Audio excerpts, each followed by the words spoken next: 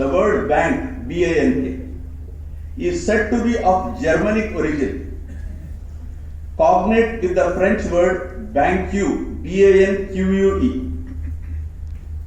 and the Italian word banca, B-A-N-C-A,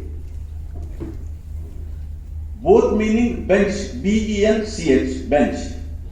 In fact, this word may have been derived meaning from the practice of Jewish moneylenders of Lombardy, a district in North Italy, who in the Middle Ages used to do business sitting on the benches in the marketplace. There are others who believe that the word bank is originally derived from German word back, B-A-C-K, back, meaning a joint stock fund. As the Germans occupied Italy, the word was italicized and the word back became banco, B-A-N-C-O. And finally it became bank under the English. India was not a stranger to the concept of banking. Banking was in existence in India during Vedic times from 2000 BC to 1400 BC, backward circle. Loans were well understood in those days. In Smriti period, which followed Vedic period and the epic as well, under Ramayana and Mahabharata, banking had become an activity in India. Manu, the great lawgiver, speaks about earning of interest as business of Vaishyas. In fact, Manu had devoted a special chapter in Manu Smriti to deposits and pledge and has given rules for loans and rates of interest. Even the other sages like Gautama, Katyayana, Brihaspati made a reference of regulation of interest. Kautilya made a reference of regulation of interest on loans, the famous Kautilya's Arthashastra, which ascribed to be dating back to 4th century BC, contains reference to the creditors and lending. It appears that lending activities were not entirely unknown in medieval period, and the concepts such as priority of claims of creditors and commodities lending were established business practices. Now I will say something about the importance of banking. The banking sector is a lifeline of any modern economy. It is one of the important financial pillars of the financial sector, which plays a vital role in the functioning of an economy. It is very important for economic development of a country that its financing requirements of trade, industry and agriculture are met with a higher degree of commitment and responsibility. Thus, the development of a country is integrally linked with the development of banking. In modern economy, banks are to be considered not as dealers in money, but as leaders of development. They play an important role in the mobilization of deposits and disbursement of credit to various sectors of the economy. The banking system reflects the economic health of the country. The strength of an economy depends on the strength and efficiency of financial system, which in turn depends on sound and solvent banking system. A sound banking system efficiently mobilized savings in productive sectors, and a solvent banking system ensures that bank is capable of meeting its obligation to its depositors, which I found in abundance in Karnataka banks.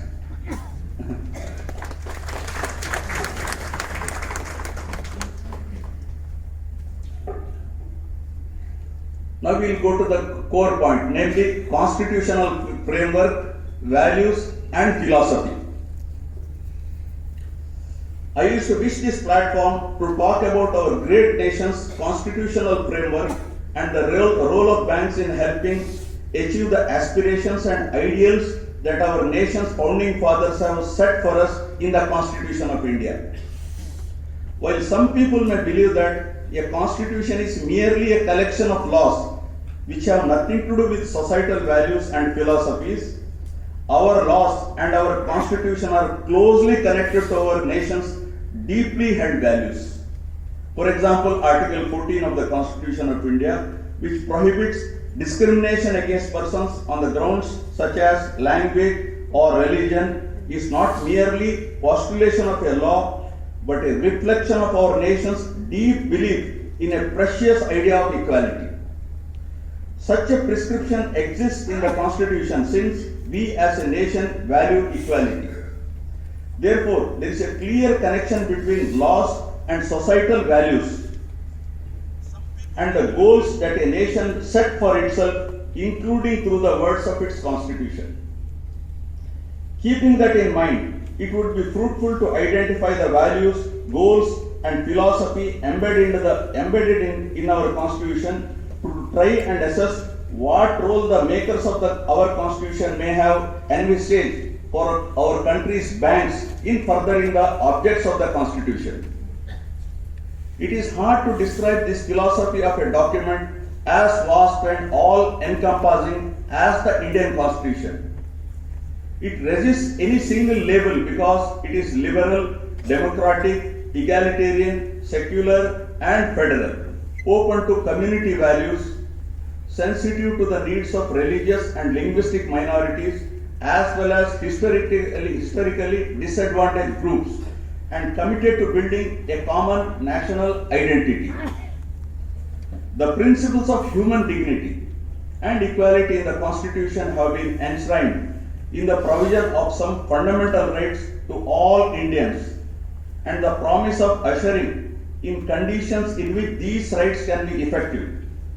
By assuring these basic conditions of dignified human existence with a framework of rights protected by a democratic government working within the framework of the rule of law, the Constitution transformed the status of the people of India. Thus, in a sea change from the conditions that prevailed prior to independence, Indians were no longer colonial subjects, and as citizens of India were free and equal members of a sovereign nation, and a large majority of Indians who were deprived of dignified human existence within oppressive caste and feudal structures became for the first time equal citizens of our great nation. It is frequently claimed that the preamble, fundamental rights, and directive principles contained in the Constitution embody the values of freedom, equality, and economic and social justice, which are necessary for the effective exercise of rights. In the preamble of the Constitution, for instance, the people of India give to themselves the Constitution and make a solemn declaration to secure to all its citizens justice, liberty, and equality and fraternity, assuring the dignity of the individual. As we will discuss later, the banking system of our nation has a pivotal role to play in assuring the dignity of each individual and helping each person realize their fundamental rights guaranteed by the Constitution to their fullest extent. While I do not wish to burden this gathering with a lecture on constitutional law, I feel that a brief reference to three elements of our Constitution would be useful to lay out the role that a bank may play in following constitutional philosophy and value and in achieving our constitutional goal of assuring dignity of individual for all. These three elements are fundamental rights, fundamental duties which everybody has forgotten, and directive principles of state policy. Everybody fights for fundamental rights. Everybody has forgotten fundamental duties. Briefly, let us address fundamental rights, very brief. The incorporation of a formal declaration of fundamental rights in Part 3 of the Constitution is deemed to be distinguishing feature of a democratic state. These rights impose limitations on the powers of the state. The state cannot take away or abridge these fundamental rights of the citizen guaranteed by the Constitution. If it passes such a law, it may be declared as unconstitutional by the courts. Besides declaring the fundamental rights, the Constitution provided a machinery to enforce them. These fundamental rights include right to equality, Article 14 to 18, all of you know. right to freedom, 19 to 22, right to equality, right against exploitation, 23 and 24, right to freedom of religion, 25 to 28. Nowadays we discuss a lot, especially in these two districts. Cultural and educational rights, 29 and 30. Right to constitutional remedies, Article 32. Article 32 is the heart of the Constitution actually. Article 32. Any person aggrieved by violation of these rights can directly seek redressal and relief from the Supreme Court. Second, there is a corresponding provision for fundamental duties in our Constitution. The Constitution 42nd Amendment Act 1976 introduced a code of 10 fundamental duties for Indian citizens. The fundamental duties are intended to serve as a constant reminder to every citizen that while the Constitution has specifically conferred them with fundamental rights, it also requires the citizens to observe certain basic norms of democratic conduct and democratic behavior. While these duties cannot be judicially enforced, they remind each citizen of the value system of the Constitution and what they need to do to realize its object and abide by its philosophy. One such fundamental duty, which would be relevant for all social and commercial enterprises in our country, is that prescribed in Article 51A(j), including the banks, which states that all citizens shall strive towards excellence in all spheres of individual and collective activity, so that the nation constantly rises to higher level of endeavor and achievement. 51A(j).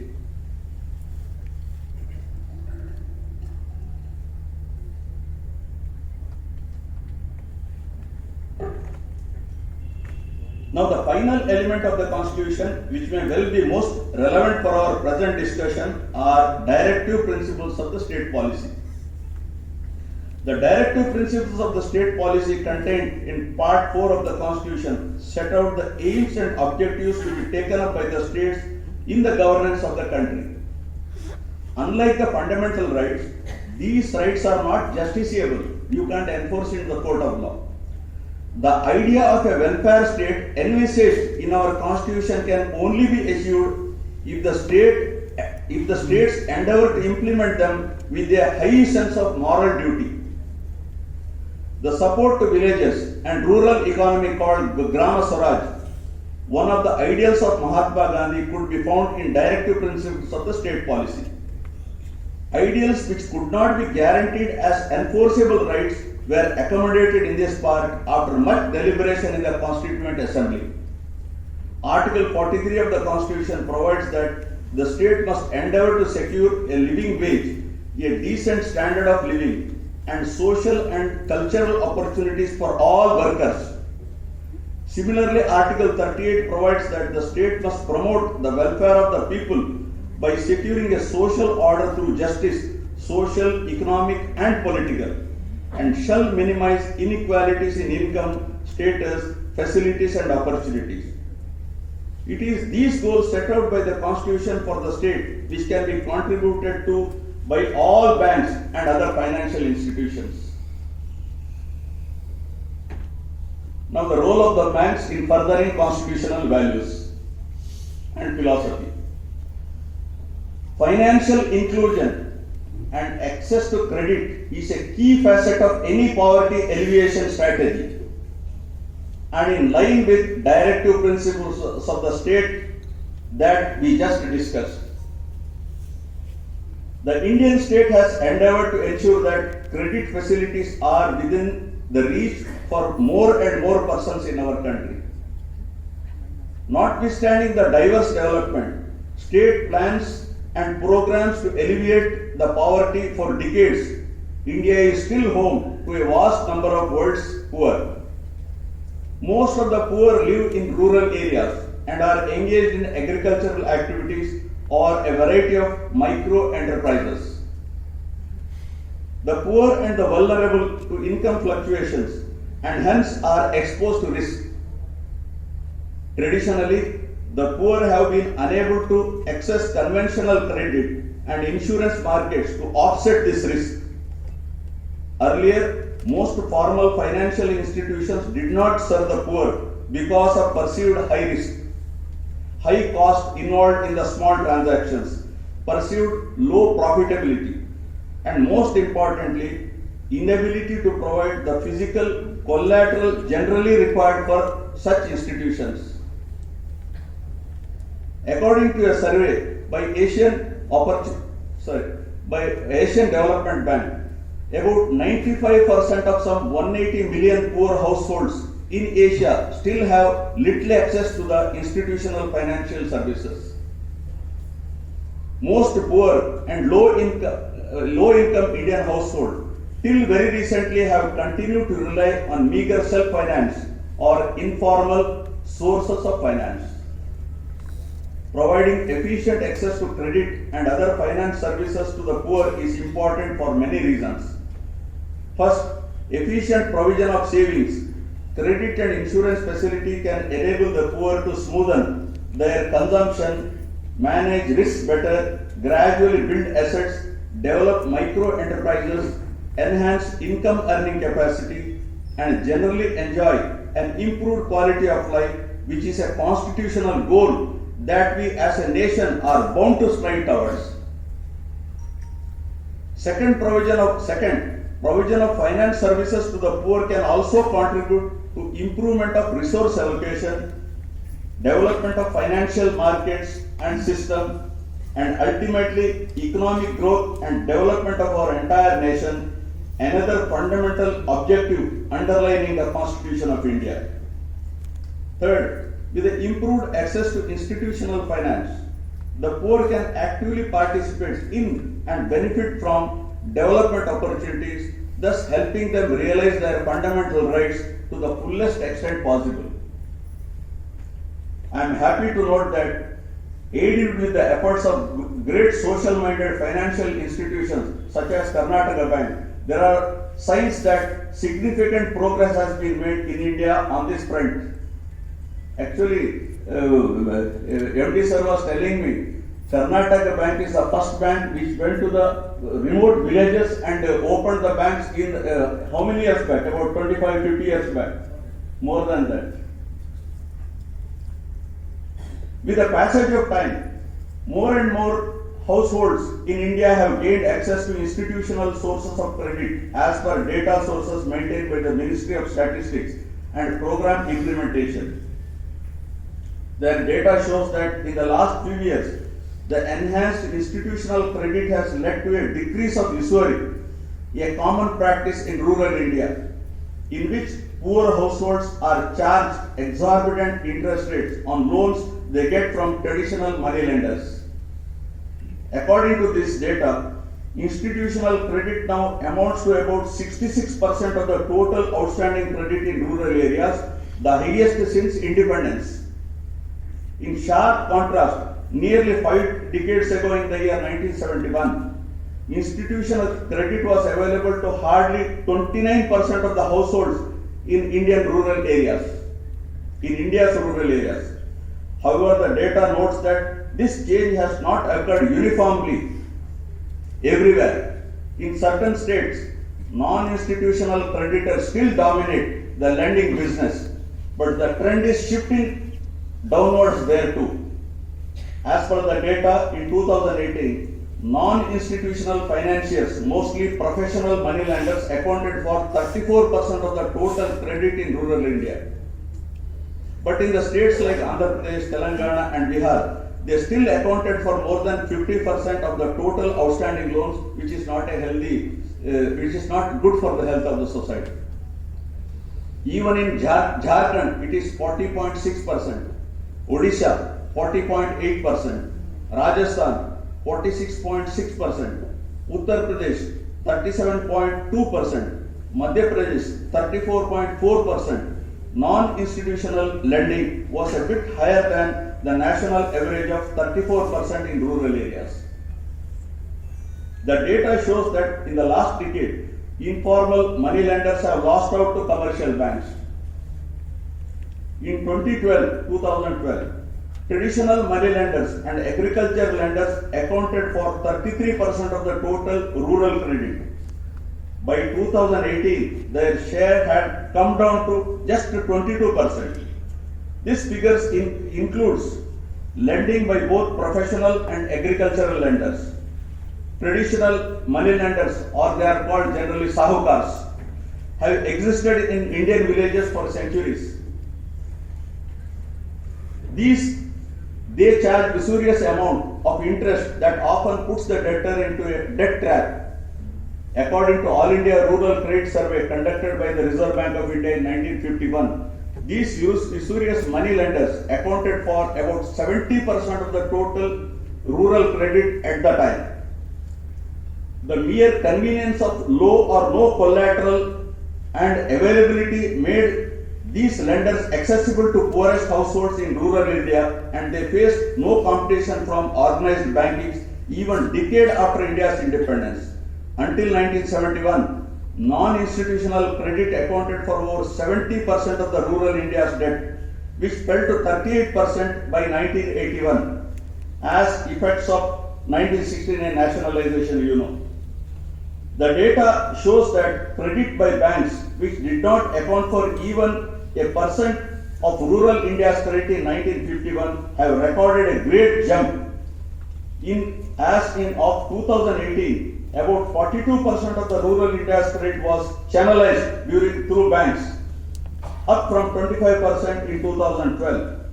While public sector banks have been at the forefront of providing credit to rural areas, private banks have played their role thanks to increased financial literacy.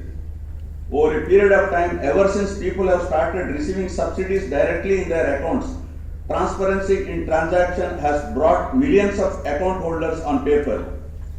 Direct transfer of sale proceeds to farmers' bank account and increase in use of ATM cards has put their financial transaction on record, which I am given to understand has reduced the hurdles farmers used to face while accessing credit from a bank. The fall of traditional money lenders has actually benefited people from the lowest stratum of the economy. Data shows that the shift from professional money lenders to commercial banks was the highest among the bottom 30% asset holding classes. For example, in June 2012, according to the data, for every rupees 1,000 that was loaned to a poorest 30%, over 500 had come just from money lenders. This figure in 2019 has become half, as they were the source of credit only 277 for rupees 1,000 loaned to this particular demographic. This is primarily because institutional sources of credit have become more accessible in these areas, the survey states. For the past few decades, credit and finance services in India have developed greatly both in terms of size and quality.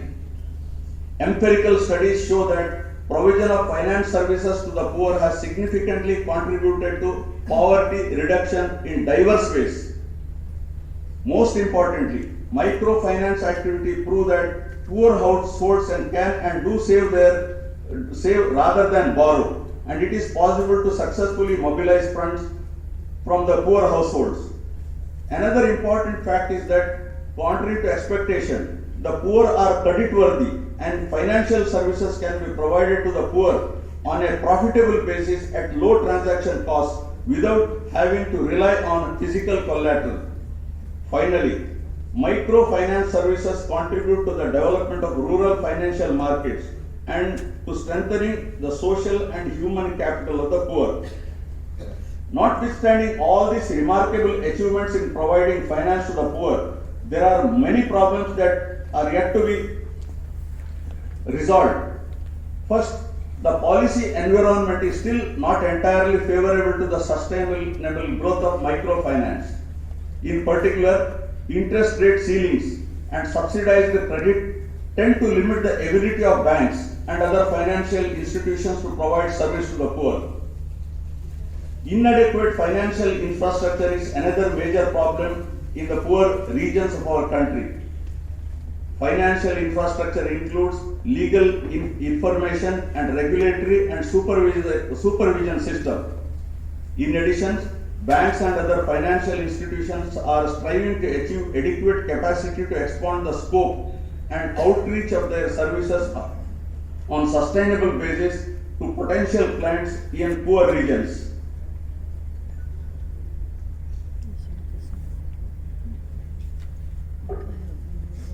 Specifically, these institutions still lack the ability of leverage funds, provide services compatible with poor households characteristics, adequate network and delivery mechanisms and so forth.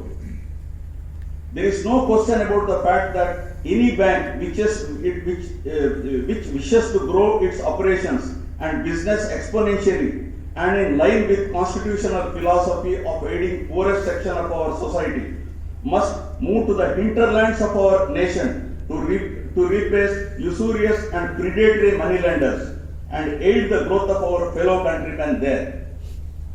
The importance of effective financial intermediation in poverty reduction and economic growth and realizing the constitutional objectives is crystal clear.